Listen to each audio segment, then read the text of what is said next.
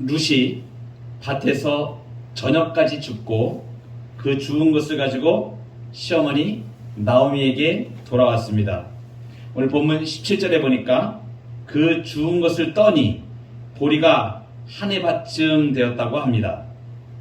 한 에바는 지금의 우리의 단위로 환산하면 약 20kg 정도로 생각하면 됩니다. 우리가 요즘 먹는 쌀 20kg 가마니를 생각하면 둘이서 한 20일 정도를 먹을 수 있는 양입니다. 지금 우리 양으로 볼 때는 30일도 더 먹죠. 20kg 정도면 둘이서 먹을 때. 시어머니 나오미가 룻이 주워온 이 보리의 양을 보고 놀라서 묻습니다. 어디에서 주웠느냐? 어디에서 일했느냐? 이렇게 물어본 것으로 보아서도 룻이 가져온 이 보리의 양은 일반적으로 하루에 얻을 수 있는 양보다 훨씬 많다는 것을 바로 말해줍니다. 생각해 보십시오. 밭에 나가서 떨어진 이삭을 조금씩 주워서 그것이 하루 종일 했는데 20kg가 되었다, 한 가마리가 되었다 그러면 굉장히 많은 것입니다. 뭐 널려 있고 곡식이 막 널려 있어서 막 주워 담지 않는 이상 그렇게 20kg가 나올 리는 없지 않습니까? 생각을 해보면 이 곡식이 얼마나 소중한 것인지를 우리는 금방 압니다. 애초에 나오미 가족이 베들레헴을 떠나 모압 땅으로 이민을 간 것이 무엇 때문이었습니까? 베들레헴에 흉년이 들어서 굶어 죽지 않으려고 양식을 찾아갔던 것입니다. 그 모압 땅에서 베들레헴으로 다시 돌아오게 된 것도 여호와께서 자기 백성을 돌보시사 그들에게 이제 베들레헴에 양식을 주셨다 함을 들었기 때문입니다. 결국 나오미는 양식을 따라서 모압으로 이민 갔다가 양식을 따라서 다시 베들레헴으로 오는 것입니다. 이것은 무엇을 말해줍니까? 먹고 사는 문제가 중요하다는 것을 말해줍니다. 모압 여인 룻과 시어머니 나오미 두 사람이 다 과부입니다. 당시의 고대 사회에 과부들이 할 수 있는 일은 거의 없습니다. 다행히 이스라엘에 관례적으로 이렇게 고아와 과부들을 위하여 밭에 모퉁이를 다 거두지 않고 조금씩 놔두고, 그리고 포도원에 포도도 다 따지 않고 조금 남겨두고, 이렇게 고아 과부들을 위하여 모퉁이까지 싹 다 추수하지 않고 조금씩 남겨두고 그것을 주어서 그 생계를 이어갈 수 있도록 이렇게 한 제도가 있었기 때문에 일종의 사회복지보장제도라고 할 수 있습니다. 최소한의 그런 이스라엘 법이 있었기 때문에 그나마 지금 이 두 과부가 밭에 나가서 주워서 삶을 영위할 수 있는 이러한 상태를 간신히 되었던 것입니다. 그러니까 그저 하루하루 곡식을 주어서 간신히 한 끼를 해결하는 외에는 특별한 삶의 방책이 없는 사람들입니다. 여러분, 표현을 이렇게 완곡하게 해서 이 정도로 되는 것이지, 시체말로 가감없이 만약에 표현하자면 그야말로 거지입니다. 거지 같은 인생입니다. 그냥 오늘 한 끼 이거 먹기 위해서 그냥 나가서 어디에 곡식이 있나 이거 찾아야 되고, 그리고 당일날 정말 괜찮게 행운이 있어서 조금이라도 더 거두면 조금 배불리 먹고, 그렇지 않으면 그나마 그냥 제대로 먹지도 못하는 그러한 끼니를 걸러야 되는, 한마디로 말하면 거지 같은 인생입니다. 그런데 이 거지 같은 깡통에 대박이 터진 겁니다. 한 달 정도의 먹을 양식이 생겼지 않습니까? 대박 중에 대박이죠. 여러분, 많은 양식을 얻은 룻이 그것을 들고 성읍에 있는 집으로 돌아갑니다. 꽤 무거웠을 것입니다. 이걸 떨어서 20kg 정도가 됐으니까 한 에바가 되니까 굉장히 무겁지만 아마도 이 룻의 발걸음은 굉장히 가벼웠을 것입니다. 생각해 보십시오. 아침에 어디에 나가서 무엇을 주워야 되나 그것을 고민하며 근심 어린 무거운 발걸음으로 나갔는데, 그것과는 전혀 다른, 이제 돌아오는 길은 20kg 정도의 한 가마니를 들고 돌아올 수 있으니 얼마나 기쁘고 그 가벼운 발걸음이었겠습니까? 입에서 기쁨의 콧노래가 저절로 나왔을 것입니다. 그리고 이 기쁜 상황을 집에서 기다리는 시어머니께 빨리 보여드리려고 마음이 흥분되기도 하였을 것입니다. 룻은 집에 들어가자마자 자랑스럽게 자신이 주운 것을 보여드리고 자신이 점심때 먹고 남긴 것을 모두 시어머니께 드립니다. 아마도 룻은 점심에 그 먹고 남은 것, 곡식들 이런 것들 다 시어머니를 생각해서 모두 싸가지고 온 것으로 보입니다. 시어머니는 룻이 가져온 이 많은 양의 곡식을 보자마자 이상하지 않습니까? 보통의 여자들이 밭에 나가서 하루 종일 주워도 그 양은 나올 수가 없는 양입니다. 그래서 단박에 이것은 누구의 은혜를 입지 않으면 이렇게 많은 양을 가져올 수가 없구나. 그래서 그걸 바로 알아차리고 이렇게 묻는 것이죠. 19절에 오늘 어디서 주었느냐? 어디서 일을 하였느냐? 너를 돌본 자에게 복이 있기를 원하노라. 여러분, 룻이 어디서 주웠습니까? 보아스의 밭입니다. 우리가 2장 시작하면서 갑자기 보아스란 인물이 탁 등장을 했습니다. 1장에서 룻과 나오미는 이제 베들레헴으로 터덜터덜 돌아와서 베들레헴 사람들이 흉을 보고 하는 그 말에, 가슴 아픈 말에 한탄을 하면서 나오미가 대답할 수밖에 없는 그런 상황이었는데 2장에 들어와서 갑자기 룻이 이제 이삭을 주러 나갔는데 그 밭이 보아스의 밭이었다고 얘기합니다. 그런데 이 보아스의 밭이 우리에게 얼마나 위로가 되는지를 오늘 말씀해 주십니다. 여러분 2장 3절에 보면 룻이 이삭을 주러 가서 베는 자를 따라서 밭에서 이삭을 줍는데 우연히 엘리멜렉의 친족 보아스에게 속한 밭에 이르렀다고 하였습니다. 여러분 엘리멜렉의 친족 보아스에게 속한 밭, 좀 특이하게 설명을 하고 있는 거죠. 엘리멜렉의 친족이다. 그러면 지금 연관이 된다는 것을 말해주고 있습니다. 그리고 이 보아스란 이름이 이제 등장을 하게 됩니다. 그런데 8절에 보니까 이 밭은 무슨 밭이냐? 8절에 이삭을 주우러 다른 밭으로 가지 말며 이렇게 얘기합니다. 이게 무슨 의미입니까? 지금 이제 보아스의 밭이 룻에게는 어떤 밭이 된다는 얘기입니까? 보장해주는 밭이 된다는 얘기입니다. 보아스가 룻을 물어봅니다.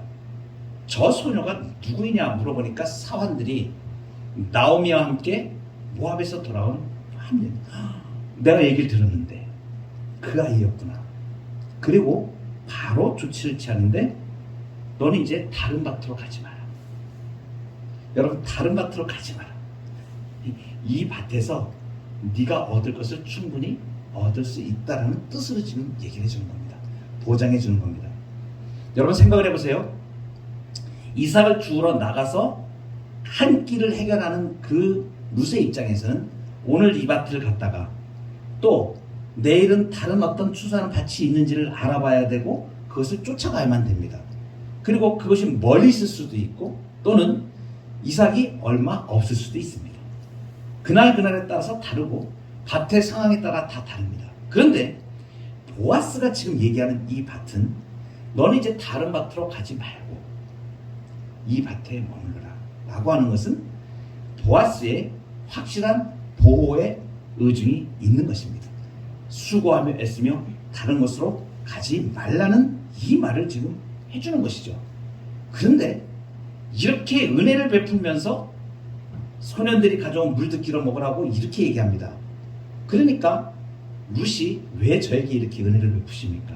이렇게 얘기할 때에 보아스가 대답을 합니다. 이스라엘 하나님 여호와께서 12절에 이스라엘의 하나님 여호와께서 그의 날개 아래에 보호를 받으러 온 네게 온전한 상 주시기를 원하노라. 이 밭은 표면적으로는 보아스의 밭이지만 이제 룻에게는 어떠한 밭으로 역할을 합니까? 이 밭은 보호받는 밭이고, 그리고 더 중요한 것은 여호와의 날개 아래 보호받으러 온 네게 온전한 상 주시기를 원하는데, 이렇게 축복을 빌면서 하는 것은 지금 무엇을 말하는 거예요? 보아스가 그 일을 하겠다는 의미를 가진 것입니다. 이렇게 기도하는 사람이 룻에게 그렇게 은혜를 베풀겠다는 의미를 동시에 가지고 있는 이중 합법입니다. 여기서 지금 보아스가 얘기하는 이거, 여호와의 날개 아래에 있는 이 밭, 이 밭은 보아스의 밭인 동시에 보호받는 밭인 동시에 여호와의 날개 아래 있는 밭입니다. 그리고 이 보아스의 밭은 또 어떤 밭인가? 14절에 보니까 이리로 와서 떡을 먹으며 내 떡 조각을 초에 찍으라. 이 밭에서 별일이 다 일어납니다.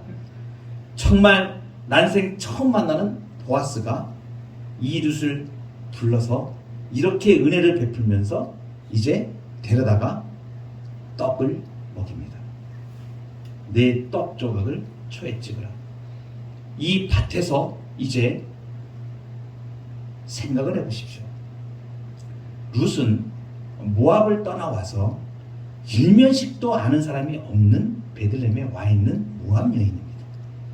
그는 시어머니와 한 끼를 해결하기 위하여 밭에 나갔는데, 그 밭의 주인이 자신에게 그 밭에 다른 데 가지 말고 이제 이 밭에서 일하라고 해주고, 그리고 거기다가 여호와의 날개 아래 보호받았다고 얘기하고 그렇게 보호하겠다는 뜻을 얘기하며, 그리고 떡을 줍니다. 이 룻이 보아스의 떡을 받을 때 어떤 느낌이었을까? 이런 생각을 해봅니다. 여러분, 얼마나 위로가 됐겠습니까?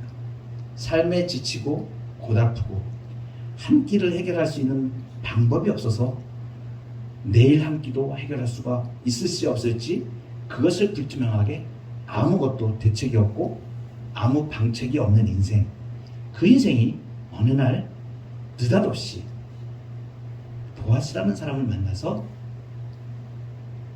떡을 먹여주는 위로를 받는 것입니다. 저는 이 장면을 몇 번을 읽으면서 그런 생각이 떠올랐습니다. 마치 보아스는 정말 우리 주님 같으시다. 이 하는 모습과 행동이 꼭 주님이 하시는 거와 똑같이 이렇게 하시는구나. 그런 걸 많이 느낍니다. 또 한편으로는 정말 비참하게 아무 대책이 없는 그런 인생을 살고 있는 룻과 같은 나의 인생을 비춰보게 됩니다. 지나온 삶도 그랬고 현재의 삶도 그렇고 우리는 하나님의 은혜가 없으면 살지 못하는 그러한 자들인데, 우리 주님이 이렇게 은혜를 베풀어 주십니다. 이 떡을 찍어 먹으라는 이 장면을 제가 읽으면서 몇 번이나 제가 설교했던 요한복음 21장의 장면이 떠오릅니다. 예수님이 부활하시고 나서 갈릴리 호숫가로 가셨습니다. 거기 7명, 베드로를 비롯한 7명의 제자들이 고기를 잡으러 나갑니다. 밤이 맞도록 수고하고 아무것도 잡지 못하고 있을 때 저기 호숫가에서 어떤 분이 얘기를 합니다. 배 오른편에 그물을 던져요. 그럼 배 오른편에 그물을 던집니다. 고기가 그물이 찢어지도록 고기를 잡죠. 그때 요한이 소리를 칩니다. 아! 주님이십니다. 베드로가 깜짝 놀라서 주님이시라고. 이미 그 전에 예수님이 공생의 초기에 제자들을 부르실 때 그 경험을 한번 했었거든요. 이 제자들이. 지금 갈릴리 요한복음 21장에 갈릴리 호숫가에서 이 고기를 잡는 때는 예수님이 죽으시고 다시 부활하시는 건 그 후거든요. 예수님이 그들을 초청하십니다. 밤이 맞도록 수고한 그 제자들에게 숯불을 피워놓고 떡과 물고기를 구워놓고 그들을 먹입니다. 부활하신 예수님이 이렇게 얘기를 하죠. 와서 조반을 먹으라. 밤새도록 수고하고 애쓰고 힘든 그 제자들을 불러서 아주 친근한 그분으로 조반을 먹으라.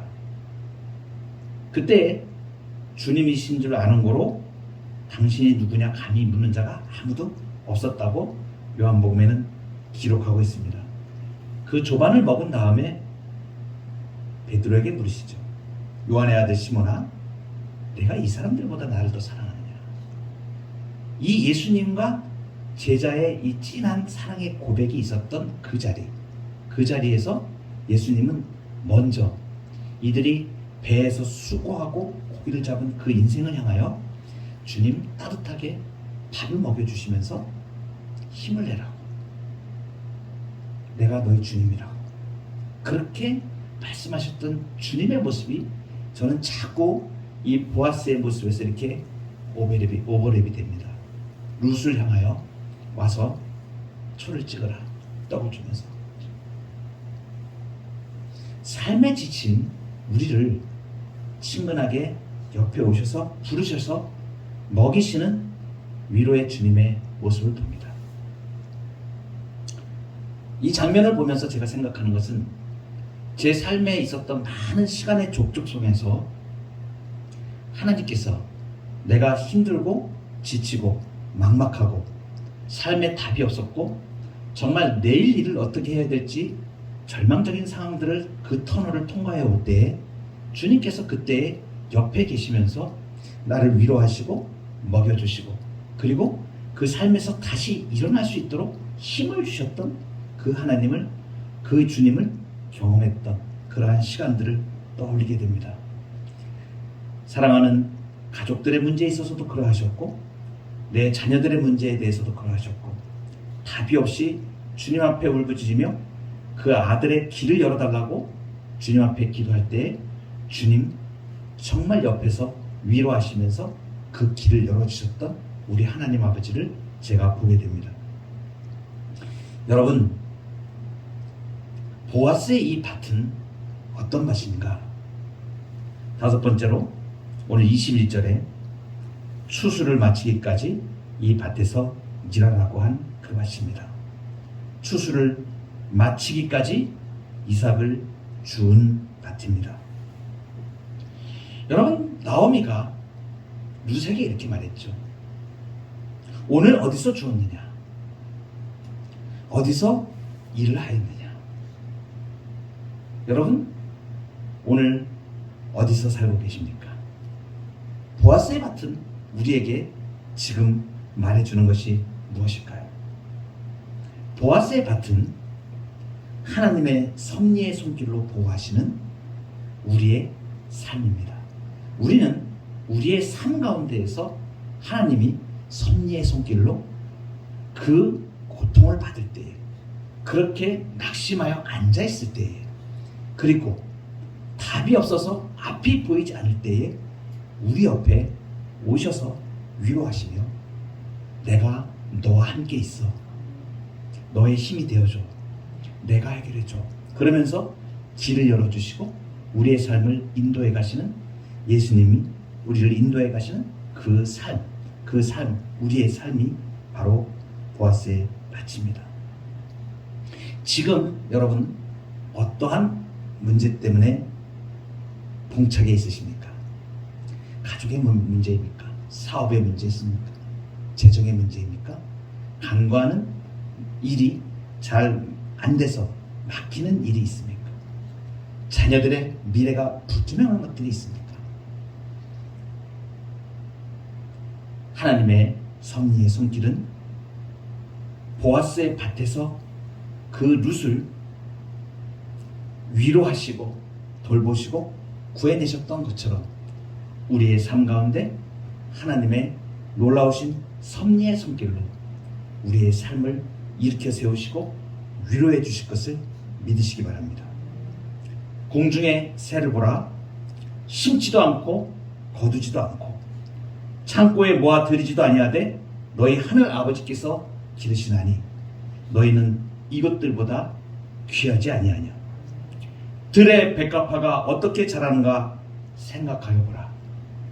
수고도 아니하고 길쌈도 아니하느니라. 그러나 내가 너희에게 말하노니 솔로몬의 모든 영광으로도 입은 것이 이 꽃 하나만 갖지 못하였느니라.